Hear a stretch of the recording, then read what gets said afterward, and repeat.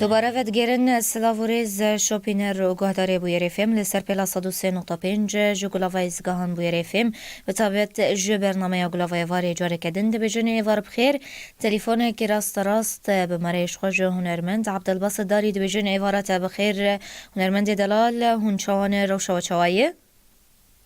ایوار بخیر سرا سرچاوا و ایوار خوش سپاسیاوت که موندنگی کینن وان خلک ما انسان ما روز آوا از گلکی ممنونی آمه زور سپاس بوه سرکفتنش بوه گلک سپاس سجبا خفتنین تا ماموسته هون چوانه روشاول بدره چوایه او هی چند سال کوش اون دوری ولات خوکتنه امتکارن وی که ناس بکن؟ بله راست وقت مگوت سپاسیا همو کارکه و بویر دکم انشالله بویر جی رادیو وانجی ببه تلویزیون وقوان انسانی دن تلویزیون می گفت بن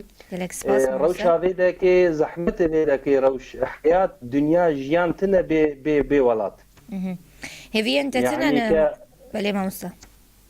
بیجی کلم که مگو هیوی انت تنه تفگر ولات خواه یا ما چلو هیوی تنه زانه لاشه ملوره مجيه ملوره خونو خيالي ما بيشتغلن او ريانانه او ملتي راستي او ملتي زندي او ملتي ايجي هستي ددم ايجي حياتي ددم طبعا بسايا وان انسانا بوان شهيده بوان انسان ايجي خوينا خوددن برمده حتى انا كي يعني بك انا كجدنجي ميجي مندكينن وي ولاتي بسبب خير وان انسانايه از گلک ممنونم سرکفتنش بو تدخوازم جبوی حمو حوالیته حمو انسانت بویر رادیو ده کار دکن از خوازم هون حمتم سرکفتی بین تشتکی گلکی باشه ده دما مری 27 حی سالا وقتا مدسرا اف رادیو تلویزیون لروج آوات نبون انا تشتکی پر باشه بویه وقت یکی هنرمندکی اجور بیم ساعتا وخوش ساعتا تخوش حمو کار کری و ابوير والسركفتنيش بوات خازم ان شاء الله دمن بين ومسركفتي بين وجولو بيترجي بيشكتي بين وان شاء الله بيرجي بالتلفزيون ان شاء الله قالك سلافي مجيش بوناتا بريز ماموستا عبدالباسط تستران انتينو تنانت تمار بك عنكو استران انتينو چنه يا استران هنه لزانه راستي كي ايمك هنرمندكي الدوي وی ولاتی مزن بوم زاروکتیامه او شارمه وردویده جیان حیات ستران اینو تنه بی ولاتی مرو افراستیک یعنی بله لفیده که جیان زحمته بابو زیان لفر زحمته تشته نه تنه حرتم تشته نه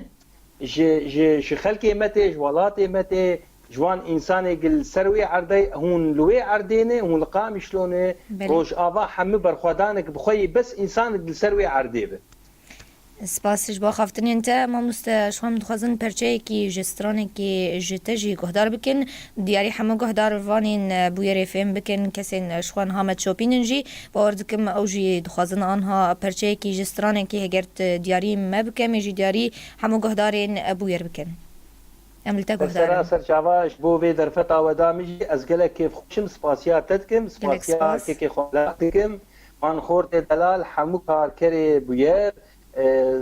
بیاورجی السلام خود کینم وی ملتی منی هجار ای پریشان ای محجه کری اجی وکوی پریشان و هجار بوم سلاوی من یک بیک وان انسان می روز آوا هیه سلاوی من جبوی گوره شهیدا سلاوی من جبوی دایک شهیدا جبوی همی کسی انسان روز آوا جیان بتایبت جی حتی کادلال حتی که بجاری منه از وی مقطع استرانی دیاری تدکم دیاری کارکری بویر دکم جو افدر فدامه جبوی همو انسان روز آوا ایگه مبریاوان کریه و انشاءالله جی نزیک جی عمل سروی آخران هف ببینن از ببین میوانی وجی و میوانی انشاءالله ما مستعد دمین بیدم هف ببینن انشاءالله التا گهدارن ما مستعد کاربن پرچه کی جشته گهدار بکن بریا کو دمام جی بتایی ببه اجی ممنون بله سپاس ممنون جیان مگری جیان از بی خدانم آگیر من و نمرین sahil goristanım jiyane negri negri jiyan az be khudanım agiremen benemrin sahil goristanım bizor tu naskiri yare az قلت بسوز جوانم آگیره من و نمرین ساحل گورستانم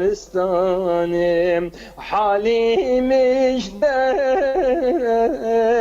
سنینم هجارم پریشانم Anim temi kavrine nafsin gate mivane